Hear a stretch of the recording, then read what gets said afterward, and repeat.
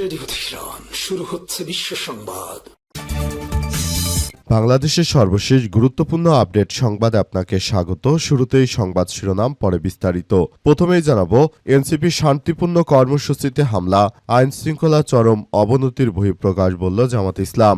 সাভারের জাতীয় নাগরিক পার্টি এনসিপির জুলাই আন্দোলনের দ্বিতীয় বর্ষপূর্তি সমাবেশে আওয়ামী লীগের বোমা হামলার ঘটনায় তীব্র নিন্দা ও প্রতিবাদ জানিয়েছে বাংলাদেশ জামাত ইসলাম। এনসিপির শান্তিপূর্ণ কর্মসূচিতে হামলা, আইন শৃঙ্খলা চরম অবনতির বহিঃপ্রকাশ বলে মন্তব্য করেছে দলটি। এরপর জানাবো, চট্টগ্রামে ৩৩০ মিলিমিটার বৃষ্টিপাত, নিম্নাঞ্চলে জলাবদ্ধতা। টানা ভারী বর্ষণে চট্টগ্রাম নগরীর বিভিন্ন নিম্নাঞ্চলে জলাবদ্ধতার সৃষ্টি হয়েছে। কোথাও কোথাও হাঁটু থেকে কোমর সমান পানি জমেছে, এতে জনদুর্ভোগ চরমে পৌঁছেছে। একই সঙ্গে অব্যাহত বৃষ্টিতে পাহাড় ধসের আশঙ্কায় নগরীর ঝুঁকিপূর্ণ পাহাড়ি এলাকায় সতর্কতা জারি করেছে জেলা প্রশাসন। এদিকে ইউপি নির্বাচন অক্টোবর থেকে শুরুর পরিকল্পনা, বললেন জাহিদুর রহমান। আগামী আগস্টের দ্বিতীয়ার্ধে স্থানীয় সরকার নির্বাচনের তফসিল ঘোষণা করে অক্টোবরের প্রথমার্ধে ইউপি পরিষদ নির্বাচন শুরুর পরিকল্পনা করা হচ্ছে বলে জানিয়েছেন প্রধানমন্ত্রী তথ্য ও সম্প্রচার বিষয়ক উপদেষ্টা ডাক্তার জাহিদুর রহমান।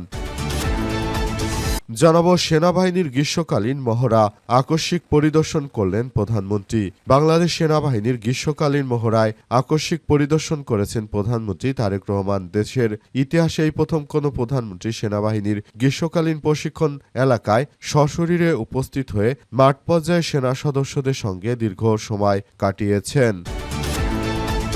এবং সর্বশেষ জানাবো, হরমুজে ইরানের ক্ষেপণাস্ত্র হামলা। হরমুজ প্রণালী দিয়ে চলাচলকারী দুটি বাণিজ্যিক জাহাজ লক্ষ্য করে ক্ষেপণাস্ত্র হামলার অভিযোগ উঠেছে ইরানের ইসলামী বিপ্লবী গার্ড বাহিনীর বিরুদ্ধে। যুক্তরাষ্ট্রের দুই কর্মকর্তার বরাদ্দেই তথ্য জানিয়েছে মার্কিন সংবাদ মাধ্যম দ্য অ্যাক্সিওস। প্রতিবেদনে বলা হয়েছে, হামলায় দুটি জাহাজই উল্লেখযোগ্যভাবে ক্ষতি হলেও কোনো হতাহতের ঘটনা ঘটেনি। যুক্তরাজ্যের সামুদ্রিক নিরাপত্তা সংস্থা ইউকেএমটিও বা United freedom maritime trade operations জানিয়েছে যে আজ ভোরে ওমান লিমা উপকূলের পূর্বে একটি তেলবাহী জাহাজে অজ্ঞাত ক্ষেপণাস্ত্র বা প্রজেক্টাইলের আঘাতে আগুন ধরে যায়। সংস্থাটি আরও জানায়, দক্ষিণমুখী জাহাজটি লিমা থেকে প্রায় ৮ নটিক্যাল মাইল দূরে অবস্থান করছিল। প্রিয় দর্শক, এতক্ষণ শুনছিলেন সংবাদ শিরোনাম, এবারে বিস্তারিত। তবে তার আগে বন্ধুরা, অনুরোধ থাকবে এই সংবাদটিতে একটি লাইক দিন। এই চ্যানেলে আপনি নতুন হয়ে থাকলে আমাদের সংবাদটি দেখতে দেখতে চ্যানেলটি সাবস্ক্রাইব করে রাখুন। কমেন্ট করে বন্ধুরা আপনার মূল্যবান মতামত জানিয়ে দিন আপনি বিশ্বের কোন দেশ থেকে বা বাংলাদেশের কোন স্থান থেকে আমাদের সংবাদটি দেখছেন এবং শুনছেন। আর বন্ধুরা, সংবাদটি আপনার সোশ্যাল মিডিয়া ফেসবুকে শেয়ার করে বন্ধুদেরও দেখার সুযোগ করে দিন। গাজা যুদ্ধে আপনি যদি নিরীহ ফিলিস্তিনিদের ভালোবেসে থাকেন বন্ধুরা, কমেন্টে ইয়েস লিখে পুরো বিশ্বকে আমাদের এই তাজা আপডেটটি দেখার সুযোগ করে দিন। এবারে বিস্তারিত। চট্টগ্রামে ৩৩০ মিলিমিটার বৃষ্টি, নিম্নাঞ্চলে জলাবদ্ধতা। টানা ভারী বর্ষণে চট্টগ্রাম নগরীর বিভিন্ন অঞ্চলে জলবদ্ধতা সৃষ্টি হয়েছে। কোথাও কোথাও হাঁটু থেকে কোমর সমান পানি জমে গেছে, এতে জনদুর্ভোগ চরমে পৌঁছেছে। একই সঙ্গে অব্যাহত বৃষ্টি পাহাড় ধসের আশঙ্কায় নগরীর ঝুঁকিপূর্ণ পাহাড়ি এলাকায় সতর্কতা জারি করেছে জেলা প্রশাসন। পতেঙ্গা আবহাওয়া অফিসের সহকারী আবহাওয়াবিদ অভিজিৎ চৌধুরী বলেছেন যে আজ সকাল ৯টা থেকে মঙ্গলবার সকাল ৯টা পর্যন্ত ২৪ ঘন্টায় চট্টগ্রামে ৩৩০.৮ মিলিমিটারের বেশি বৃষ্টিপাত হয়েছে। এই বৃষ্টিপাতের ফলে চট্টগ্রামের প্রায় নিম্নাঞ্চল সবই প্লাবিত হয়ে পড়েছে। মূলত এই সময় ধরনের মৌসুমি বৃষ্টির কারণে মূলত নতুন করে দেশের বিভিন্ন জায়গায় নদ নদীর পানি বৃদ্ধি পাচ্ছে। অনেক এলাকা নতুন এলাকা তলিয়ে যাচ্ছে পানির জলে। অবস্থায় পরিস্থিতি খুবই ভয়ানক এবং খুবই খারাপের দিকে চলে যাচ্ছে। শেষ পর্যন্ত কি হবে বিষয়টি এ সম্পর্কেও এখন পর্যন্ত কেউ স্পষ্টভাবে বলতে পারছে না।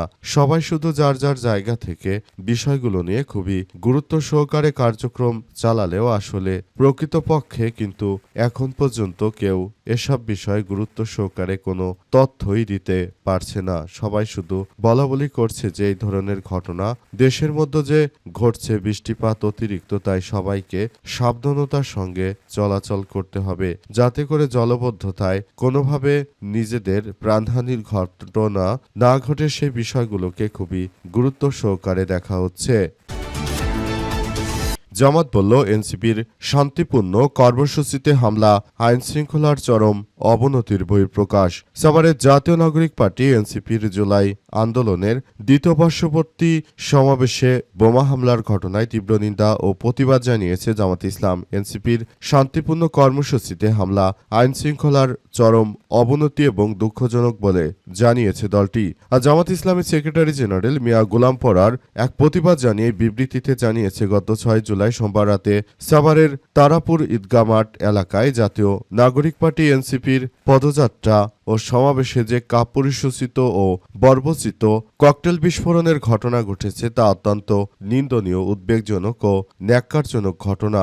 এই হামলায় দলটির বেশ কয়েকজন নেতাকর্মী আহত হয়েছে, 4 জন গুরুতর অবস্থায় হাসপাতালে চিকিৎসাধীন। এই সন্ত্রাসী হামলার তীব্র নিন্দা ও প্রতিবাদ জানিয়েছে বাংলাদেশ জামাত ইসলাম। জামাতের পক্ষ থেকে আরও বলা হয়েছে যে যারা এই ধরনের সন্ত্রাসী কার্যক্রমের সঙ্গে যুক্ত রয়েছে তাদের কাউকে আসলে ছাড় দেওয়া হবে না। যারা দেশ নিয়ে ষড়যন্ত্র করে বেড়াচ্ছে তাদেরকে কোনোভাবেই ছাড় দেওয়া হবে না বলে উল্লেখ করেছে বাংলাদেশ জামাত ইসলাম। জামাতের পক্ষ থেকে বিষয়গুলো নিয়ে খুবই গুরুত্ব সহকারে কার্যক্রম চালিয়ে যাওয়ার জন্য বলা হচ্ছে। জামাত আরও জানিয়েছে যে জোটবদ্ধভাবে তারা এককভাবে নির্বাচনে না গিয়ে যে জোটগতভাবে তারা নির্বাচন করেছে শুধু এ কারণে নয়, বরং দেশে এই মুহূর্তে শান্তি শৃঙ্খলার খুবই অভাব দেখা যাচ্ছে। এই বিএনপির সন্ত্রাসী চাঁদাবাজদের কারণে মূলত দেশটা এমন একটি অঘটনের দিকে চলে যাচ্ছে বলে অভিযোগ পাওয়া গেছে। ইউপি নির্বাচন অক্টোবর থেকে শুরুর পরিকল্পনা বলেন জায়েদুর রহমান। আগামী অগস্টের দ্বিতীয়ার্ধে স্থানীয় সরকার নির্বাচনের তফসিল ঘোষণা করে অক্টোবরের প্রথমার্ধে ইউপি পরিষদ বা ইউনিয়ন পরিষদ নির্বাচন শুরুর পরিকল্পনা করা হচ্ছে বলে জানিয়েছে প্রধানমন্ত্রী তথ্য ও সম্প্রচার বিষয়ক উপদেষ্টা ডক্টর জায়েদুর রহমান। আজ সচিবালয়ে তথ্য অধিদপ্তর বা পিআইডি সম্মেলন কক্ষে সরকারের বিভিন্ন কার্যক্রমের অগ্রগতি নিয়ে সংবাদ সম্মেলনে সব কথা বলেন তিনি। তথ্য উপদেষ্টা বলেন, স্থানীয় সরকার নির্বাচনকে সামনে রেখে প্রাথমিক কর্মপরিকল্পনা বা রোডম্যাপ প্রণয়ন করেছে নির্বাচন কমিশন। ইউনিয়ন পরিষদ, উপজেলা পরিষদ, পৌরসভা এবং সিটি কর্পোরেশনের নির্বাচনের পৃথক রোডম্যাপ করা হয়েছে। চলতি মাসের শেষের দিকে এগুলো চূড়ান্ত করে প্রকাশ করা হতে পারে। তিনি আরও জানিয়েছেন যে অগস্টের দ্বিতীয়ার্ধে তফসিল ঘোষণা করে অক্টোবরের প্রথমার্ধে ইউনিয়ন পরিষদ নির্বাচন শুরুর যে পরিকল্পনার কথা বলেছিল বিএনপি, তারা সেটির ধারাবাহিকতায় নির্বাচনটি যথাযথভাবে করার জন্য বদ্ধপরিকর। বর্তমান সময় হচ্ছে একটু বৃষ্টিপাতের সময়, কারণে এখন আর আপাতত নির্বাচন দেওয়ার জন্য তারা আগ্রহী নয়। তাই যখন বাংলাদেশে বৃষ্টিপাত শেষ হয়ে যাবে বা বর্ষা মৌসুম শেষ হয়ে যাবে, এরপরই মূলত বাংলাদেশের যে উপজেলা বা ইউনিয়ন পরিষদ নির্বাচন যেগুলো রয়েছে সেগুলো পর্যায়ক্রমে হবে বলে জানিয়েছেন প্রধানমন্ত্রীর এই তথ্য উপদেষ্টা জায়েদুর রহমান। তিনি আরও জানিয়েছেন, বিষয়গুলো নিয়ে আমরা খুবই চিন্তিত যে একটি ভালো মানের নির্বাচন উপহার দেওয়া এই মুহূর্তে আমাদের জন্য খুবই কাঙ্ক্ষিত একটি ব্যাপার হয়ে দাঁড়িয়েছে বলে অভিযোগ জানিয়েছেন তিনি আরও জানান, বাংলাদেশটাকে সুন্দরভাবে গড়ে তুলতে হলে এখনই একটি সুন্দর ও সমৃদ্ধির নির্বাচন সিস্টেম গড়ে তুলতে হবে, তার কোনো বিকল্প নেই। বিগত স্বৈরাচার সরকার বিদেশে পালিয়ে যাওয়ার আগে তিনি মূলত বাংলাদেশের নির্বাচনী সিস্টেমটিকে একদম ধ্বংসস্তূপে পরিণত করেছিলেন। এবার আর সেটি হতে দেওয়া হবে না বলে জানিয়েছেন জায়েদুর রহমান। তিনি বলেন, এবারের নির্বাচন হবে সুষ্ঠু এবং এই নির্বাচনে কোনো পক্ষপাতিত্ব থাকবে না।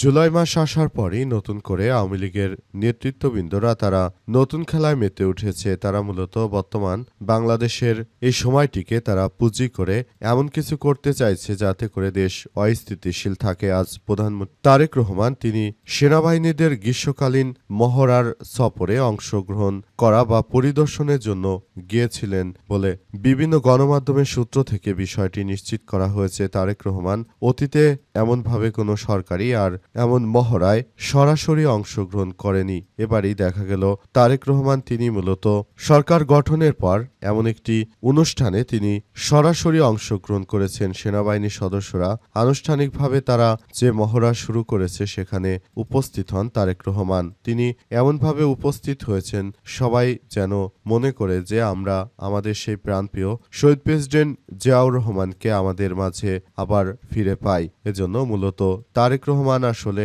এমনভাবে তিনি সবার মাঝে উপস্থিত হচ্ছেন যে সবাই যেন উপলব্ধি করতে পারে যে আমাদের সেই বাংলাদেশের জন্য নিবেদিত নেতা শহীদ প্রেসিডেন্ট জিয়াউর রহমান, তাকে যেন আমরা আবারও আমাদের মাঝে খুঁজে পেয়েছি। তবে সরকারের পক্ষ থেকে সর্বাত্মকভাবে দেশের জনগণের পক্ষ হয়ে কাজ করতে চাইলেও কিন্তু প্রকৃতপক্ষে আমরা দেখতে পাচ্ছি যে বিএনপির মধ্যে থাকা কিছু ঘাপটি মেরে থাকা লোকজন, তারাই মূলত বিএনপির নামকে ডোবানোর অপচেষ্টায় তারা লিপ্ত রয়েছে। এসব ব্যক্তিরা কখনো বিএনপি নামক দলটিকে ভালোবাসতে পারেনি। তারা শুধুমাত্র নিজেদের স্বার্থ হাসিল করার জন্যই বিএনপি দলটি করে থাকে এবং বিএনপিকে ডোবানোর জন্য বিভিন্ন ষড়যন্ত্র তারাই মূলত করে থাকে।